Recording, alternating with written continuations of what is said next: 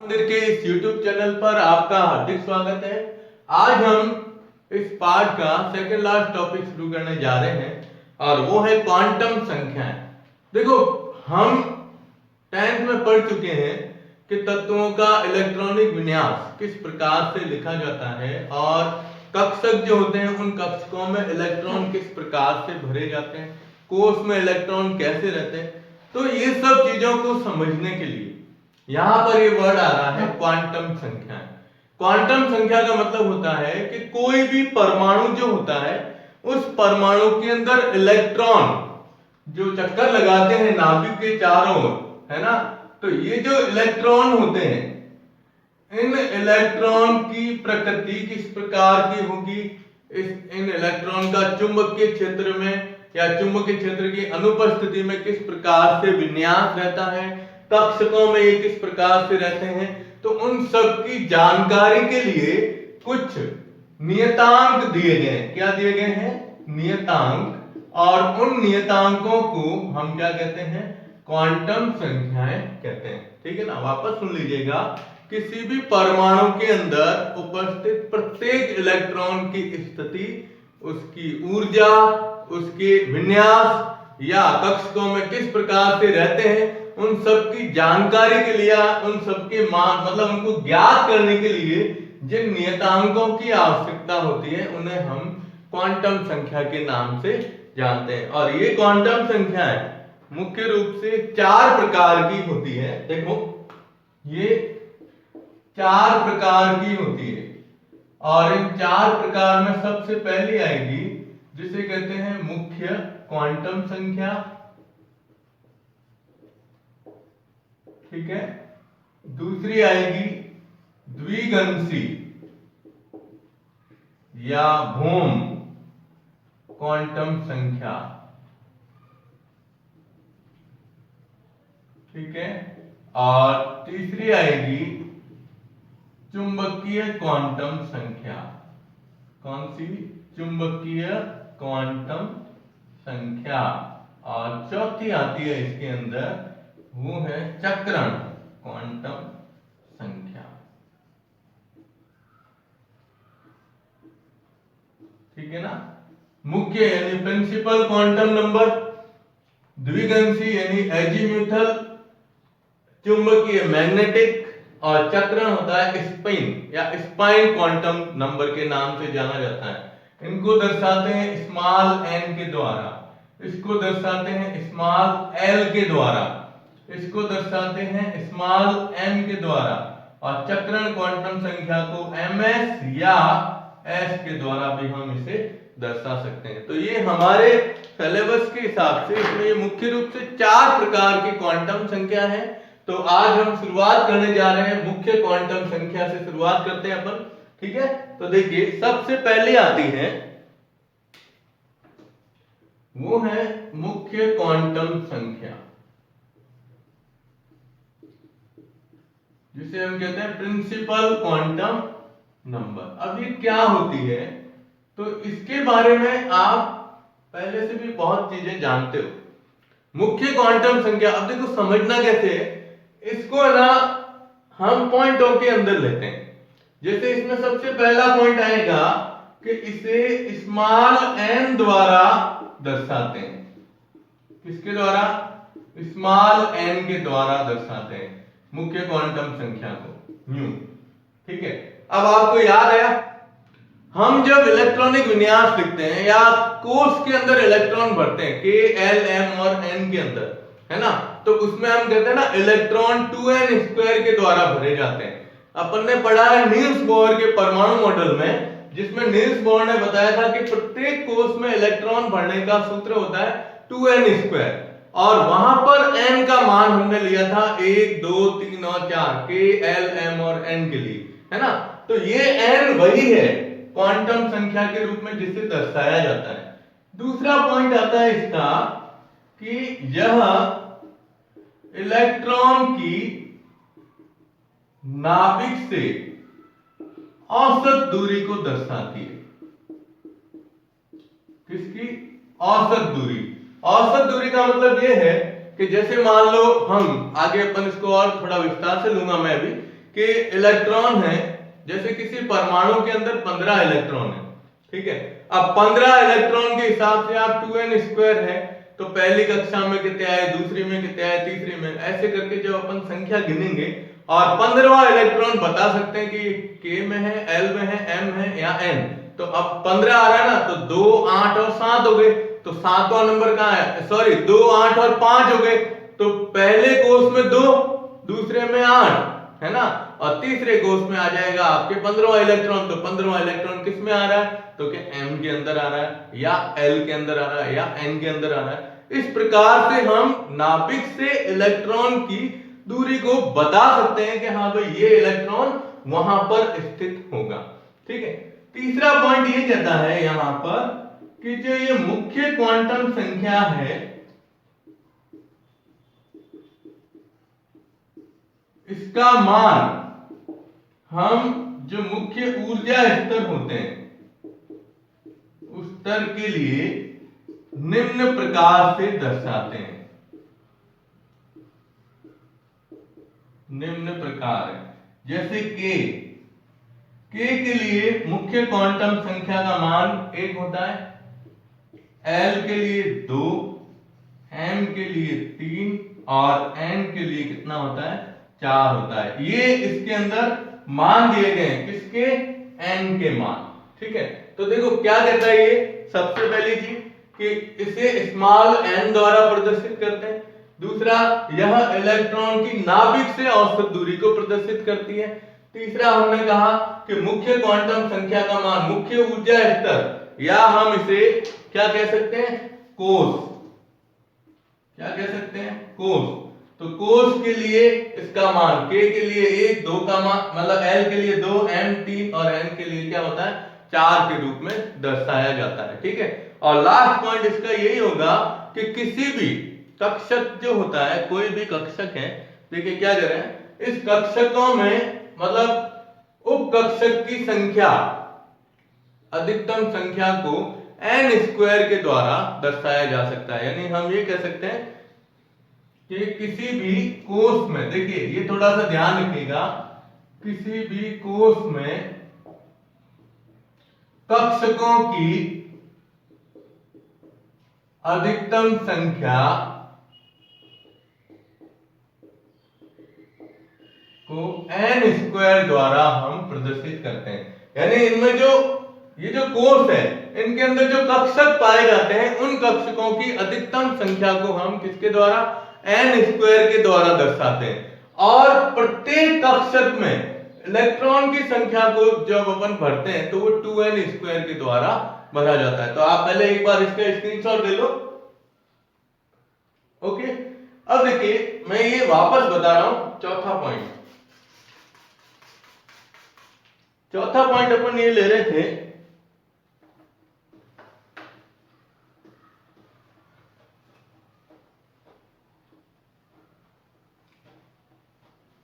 चौथे पॉइंट को वापस एक बार देख लेते हैं। आप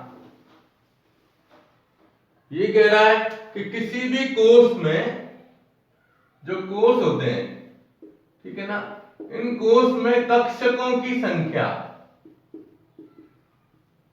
को हम किसके द्वारा दर्शाते हैं, n² के द्वारा दर्शाते हैं। और इलेक्ट्रॉन की संख्या, कोष में इलेक्ट्रॉन की संख्या को किसके द्वारा, 2n² द्वारा दर्शाया जाता है। 2n² का मतलब होता है बोर बेरिनियम, ठीक है। अब देखो k, l, m, अब k के अंदर मुख्य क्वांटम संख्या का मान कितना होता है, 1, इसके अंदर 2 और इसके अंदर कितना है, 3। ये नील्स बोर ने बताया था, है ना। तो इसमें देखिए n का मान 1 है, ठीक है। तो अब यहां आ जाएगा 2 × 1², ठीक है। इधर आ जाएगा 2 × 2 का स्क्वायर और इधर आ जाएगा 2 × 3 का स्क्वायर। तो कितने हुए, ये 2 × 1 2, इधर आ जाएगा 2 × 4 8, इधर आ जाएगा 2 × 9, कितने आए 18, और n के लिए n का मान 4 है, तो 2 × 4 का स्क्वायर कितने हो गए, 2 × 16, ये आया 32। तो देखो 2, 8, 18 और 32 ये इलेक्ट्रॉन इनके अंदर पाए जाते हैं। और मैंने जैसे आपको कहा कि भाई 15वां इलेक्ट्रॉन है, मतलब एक परमाणु है जिसके अंदर कुल इलेक्ट्रॉन की संख्या 15 है। तो आप ये बताइए कि 15वां इलेक्ट्रॉन कौन से कोष में होगा। तब आप यहां से लिखिएगा कि भाई जो परमाणु है ये KLM, जैसे अपन ने ये लिया है ना। अब आपको कहा है 15वां इलेक्ट्रॉन कहां होगा, तो पहले में कितने होते हैं 2, दूसरे में कितने आ जाएंगे तो क्या 8, तो 2 और 8 कितने हुए 10। अब पीछे कितने रहे 5, तो 5 इलेक्ट्रॉन इसमें भरे जाएंगे M के अंदर, तो 5 इलेक्ट्रॉन इसमें भरे जा रहे हैं। इसका मतलब इसमें 5वां यानी 15वां इलेक्ट्रॉन कौन से कोष में होगा M के अंदर होगा। तो हम ये बता सकते हैं कि परमाणु के नाभिक से इसकी दूरी कितनी है, तो क्या ये M के अंदर इलेक्ट्रॉन उपस्थित होता है। तो ये है ना पहली क्वांटम संख्या है जिसे मुख्य क्वांटम संख्या के नाम से जाना जाता है। और इसमें जैसे जैसे इलेक्ट्रॉन की संख्या बढ़ती जाती है ना, तो वैसे वैसे इसमें कोष भी क्या होते हैं आगे से आगे बढ़ते जाएंगे, है ना। तो ये पहला पॉइंट। तो पॉइंट याद रखिएगा, नोट्स के अंदर जो नोट्स दिए हुए हैं उसके अंदर ये पार्ट वैसे आपको एडवांस में पूरे चैप्टर के नोट्स दिए गए, ठीक है ना। तो इसको एक बार पढ़ लीजिएगा, स्क्रीनशॉट ले लो, फिर हम सेकंड लेते हैं। अब देखिए सेकंड सबसे महत्वपूर्ण है। पहली तो हमने दर्शाई KLMN के द्वारा, ठीक है ना। अब दूसरी है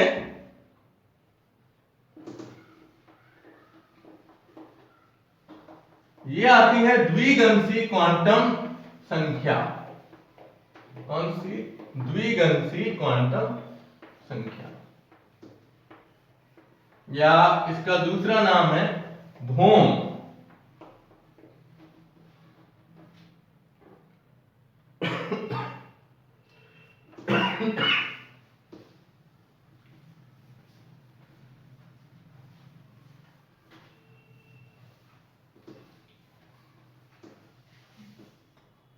देखिए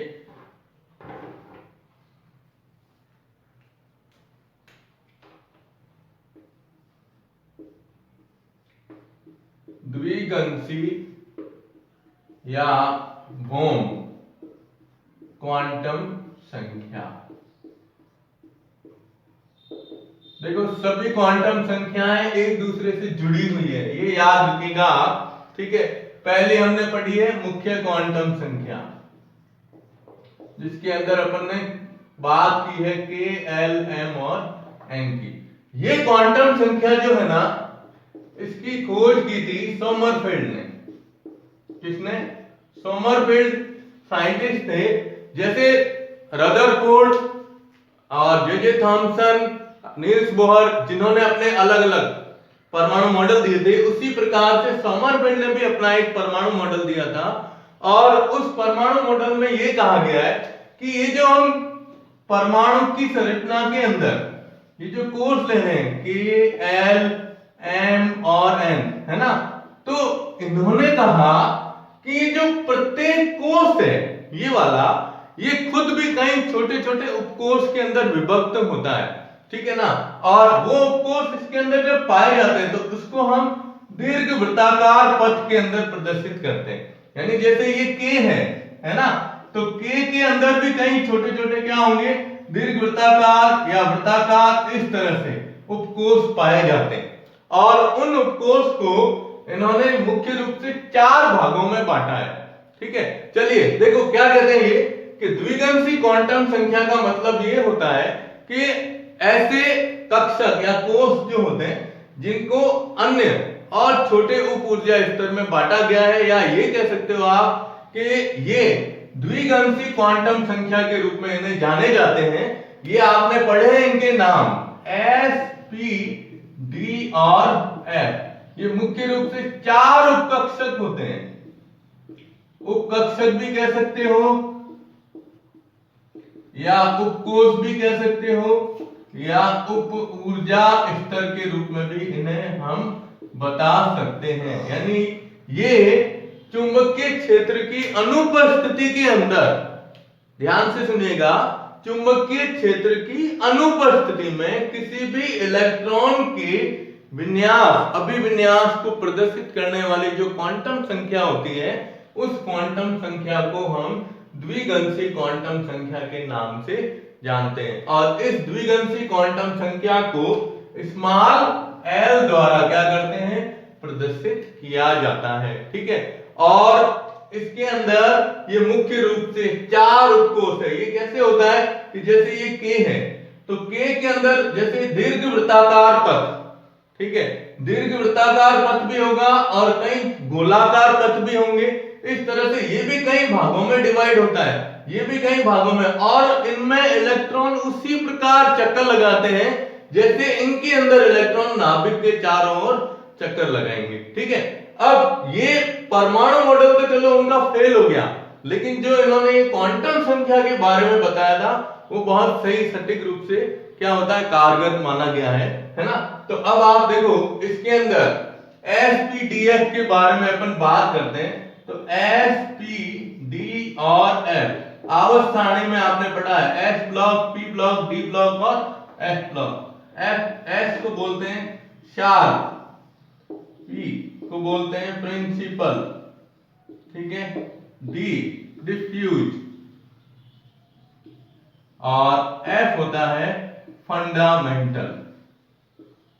ये इनके फुल फॉर्म है sp/d और f के रूप में माना जाता है। ठीक है, और इनके लिए क्वांटम संख्या जो होती है, मुख्य क्वांटम संख्या का मान L के लिए अलग अलग प्रकार से दर्शाया जाता है। जैसे K11 के लिए हमने 1 से शुरुआत की थी, उसी तरीके से इसमें S के लिए मान कितना होगा, 0 से शुरुआत होती है, P के लिए होता है 1, D के लिए होता है 2 और F के लिए कितना होता है, 3 होता है। ये आपको मान याद रखने, मोस्ट इंपॉर्टेंट पॉइंट क्या, तो द्विगंशी क्वांटम संख्या जो होती है जिसमें हम L के द्वारा इसे प्रदर्शित करते हैं, स्मॉल l, तो स्मॉल l के लिए मुख्य क्वांटम संख्याओं का मान इन चारों के लिए, K11 तो पहली में आ गई, अब दूसरी के अंदर क्या आती है, sp/df, तो sp/df के अंदर इनका मान 0 से शुरू होगा, 0, 1, 2 और 3। ठीक है, और दूसरी बात अपन ये कहते हैं कि जैसे इसमें हमने बताया था कि इलेक्ट्रॉन कोष का सूत्र था, अधिकतम कक्षकों की संख्या के लिए n² बताया था, और उनमें इलेक्ट्रॉन भरने का सूत्र 2n² के द्वारा दर्शाया था। उसी तरीके से सोमरफेल्ड ने इसके लिए भी उपकक्षकों की संख्या, देखो उपकक्षक जो होते हैं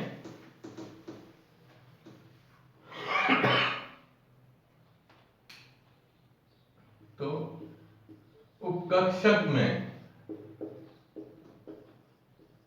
कक्षकों की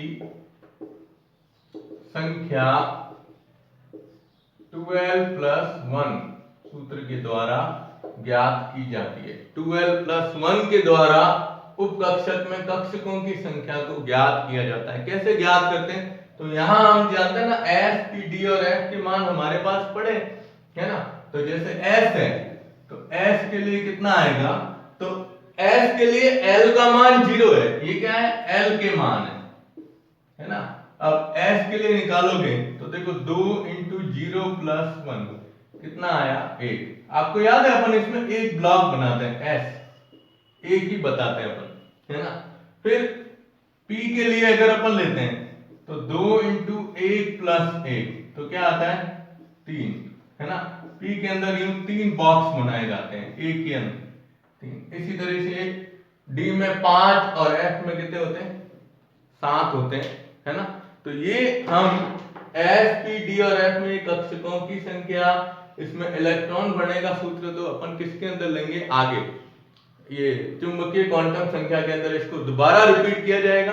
लेकिन मैं भी आपको बता देता हूं कि उपकक्षक में कक्षकों की संख्या ज्ञात करने का सूत्र तो 12+1 है, लेकिन इनमें इलेक्ट्रॉन भरने का सूत्र होगा 2 × 12+1। 2 × 12+1 के द्वारा इसका मतलब माना जाता है। अब 2 × 12+1 है तो s में 2 इलेक्ट्रॉन हो जाएंगे, p में 6 इलेक्ट्रॉन हो जाएंगे, d में कितने हो जाएंगे 10 और F के अंदर टोटल कितने होते हैं 15 इलेक्ट्रॉन भरे जाते हैं। तो ये अपना आज का टॉपिक जो है ना ये इसी तरह से बताया गया है।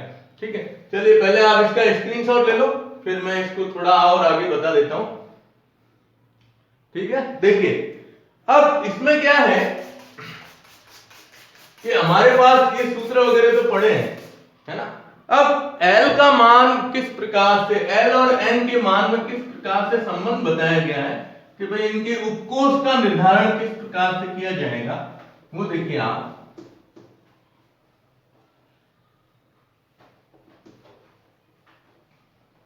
जैसे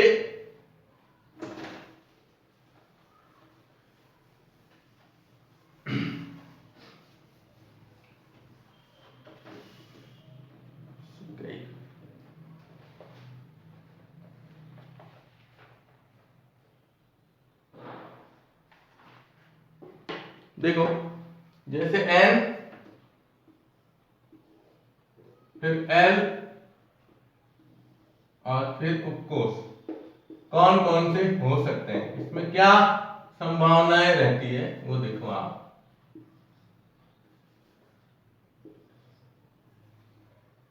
अगर N का मान हम यहां से शुरुआत करते हैं, ठीक है ना, तो पहला मान दिया हुआ है आपके इसमें कि N का मान अगर 1 है, कितना है 1, तो L का मान कितना होगा 0 होगा। 0 से शुरुआत करते हैं, वहां हमने बताया ना 0 1 2 3 से शुरुआत होती है। ठीक है, तो इसके लिए जो उपकोष आएगा ना वो आएगा कौन सा 1s उपकोष या कक्षक के रूप में। अब N का मान 2 है तो इसमें L का मान 0 भी हो सकता है और L का मान 1 भी हो सकता है, यानी इसमें कितनी संभावनाएं बनती है 2 की, इसमें कितनी बनी है 1। अब ये है ना तो इसको दर्शाएंगे 2s और किसके द्वारा 2p के द्वारा। ये ध्यान रखना है आपको कि n का मान 1 है मुख्य क्वांटम संख्या का, तो द्विगंशी क्वांटम संख्या का मान कितना होगा 0 होगा और इसके लिए s उपकोष आएगा, 1s से शुरुआत होती है ना। फिर अगर n का मान 2 है तो इसके लिए या तो L का मान 0 होगा या 1 होगा। अब देखो शुरुआत, अब आपको आगे अपने आप आ जाएगा समझ में। जैसे मैं लिख रहा हूं n का मान 3 है तो अब आप क्या लिखोगे, या तो 0 होगा या 1 होगा या फिर कितने होंगे 2 होंगे, है ना। तो 3 है ना, n बराबर 3 है तो इधर आ जाएगा अपने 3s 3p और क्या आ जाएगा 3d के रूप में लिखा जाएगा।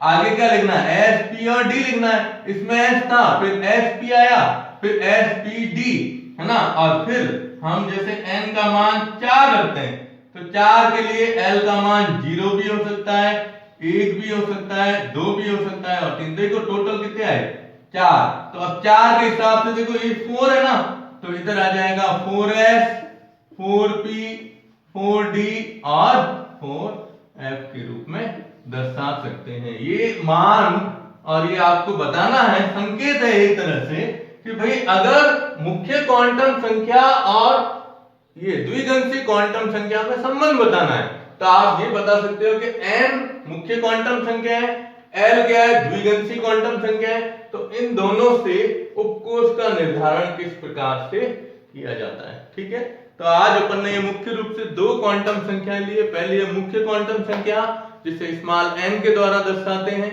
और क्या कहते हैं इलेक्ट्रॉन की नाभिक से औसत दूरी को बताती है। इलेक्ट्रॉन की संख्या बढ़ेगी, मुख्य क्वांटम संख्या आगे से आगे बढ़ती जाएगी, है ना, कोष की संख्या में वृद्धि होती जाएगी और फिर उसमें इलेक्ट्रॉन भरने का सूत्र 2n² का याद रखेगा। बस ये बेसिक पॉइंट ध्यान रखना। द्विगंशी क्वांटम संख्या है तो स्मॉल l, है ना। कोष जो होते हैं उनको और आगे छोटे भागों में विभाजित किया गया है जिसे उपकोष के नाम से जाना जाता है S, P, D और F, और उनके लिए मान 0 से शुरू होते हैं 0 1 2 3 से। फिर वहां से हम उसमें उपकोष के अंदर कक्षकों की संख्या ज्ञात करनी है तो 2l + 1 के द्वारा ज्ञात करते हैं और उसमें इलेक्ट्रॉन भरना है तो 2 × 2l + 1 के द्वारा भरेंगे और फिर इनमें संबंध बताना है तो n l के मान इस तरह से रख दो। n1 शुरुआत 0 से होती है, फिर n2 तो 2 हो जाएंगे, n3 यानी 0 1 2, n4 है तो 0 1 2 3, फिर इसमें आगे कोर्स बताना है इस तरह से, ठीक है। तो आप इसका स्क्रीनशॉट ले लो, इसको नोट कर दीजिएगा, ठीक है। चलिए आगे वाला टॉपिक हम लेंगे नेक्स्ट वीडियो में, वो आएगा इसकी दो मुख्य क्वांटम संख्या, कौन सी, प्रमुख, मुख्य नहीं प्रमुख, चुंबकीय क्वांटम संख्या और स्पाइन क्वांटम संख्या। और एक चीज और बता देता हूं, चुंबकीय क्वांटम संख्या और इसके बीच में संबंध आएगा, किसके, द्विगंशी क्वांटम संख्या के बीच में, ठीक है। धन्यवाद।